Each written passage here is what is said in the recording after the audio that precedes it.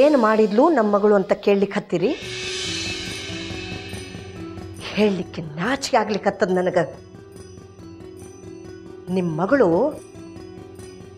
ನಿಮ್ಮ ಅಕ್ಕನ ಮಗಳ ಸಂಸಾರಕ್ಕೆ ಬೆಂಕಿ ಹಾಕ್ಯಾಳ. ಈಗದು ಧಗ ಧಗ ಹೊತ್ತು ಉರ್ಲಿಕ್ಕತ್ತದ, ಬೂದೆ ಆಗ್ಲಿಕ್ಕತ್ತದ ನಮ್ಮ ಮನೆ ಇಲ್ಲೇ. ನಕ್ಕೋತ ಇದ್ದ ಸಂಸಾರಕ್ಕ ಹುಳಿ ಹಿಂಡ್ಯಾಳ ನಿಮ್ಮ ಮಗಳು, ತನ್ನ ಭಾವನೆಗೆ ಬಲಿ ಬೀಸ್ಯಾಳ. ಇಲ್ಲ, ನನ್ನ ಮಗಳು ಅಂತವಳಲ್ಲ, ಇನ್ನೂ ಸಣ್ಣಕ್ಕಿದ್ದಾಳ, ಇಂಥ ಕೆಲಸ ಮಾಡಂಗಿಲ್ಲ. ಪೂಜೆಗೆ ಏನು ಮಾಡಿದ್ರಂತೆ? ನೋಡ್ರಿ, ನನಗೆ ನನ್ನ ಮಗಳ ಮೇಲೆ ಪೂರ ಭರೋಸಾ ಅದ ನೀವು ಮಾಡಿದ ದೊಡ್ಡ ತಪ್ಪು.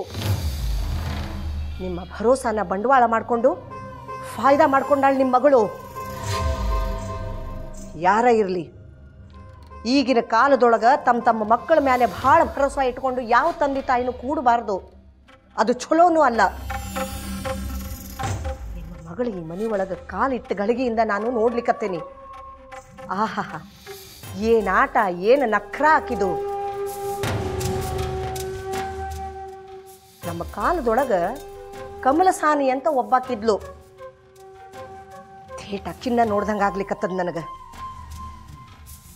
ಅಲ್ಲ, ಆಕಿ ಮಾತಾಡೋದೇನು, ಸೊಂಟ ತಿರುಗಿಸೋದೇನು, ಕಣ್ಣು ಮಿಟುಕಿಸೋದೇನು, ನನ್ನ ಮಗನ ಮೈ ಮೇಲೆ ಬೀಳುವುದೇನು, 3 ಹೊತ್ತು ಕನ್ನಡಿ ಮುಂದೆ ನಿಂತಿರ್ತಾಳ. ಇದ್ಯಾಕೆ ಬೇಕು? ಇನ್ನೂ ಒಂದು ಮಾತು ಹೇಳ್ತೀನಿ. ಇವತ್ತ ಭೀಮನ ಅಮಾವಾಸ್ಯೆ. ಎಲ್ಲ ಹೆಣ್ಮಕ್ಳು ತಮ್ಮ ಗಂಡನ ಆಯುಷ್ಯ ಸಂಬಂಧ ವ್ರತ ಮಾಡ್ತಾರ. ಈಗ ನಿಮ್ಮ ಮಗಳು ವ್ರತ ಮಾಡ್ಯಾಳ. ಯಾರ ಸಲುವಾಗಿ ಅಂತ ಗೊತ್ತಿಲ್ಲ. ಇದಕ್ಕೇನು ಹೇಳ್ತೀರಿ ಭರೋಸೆ?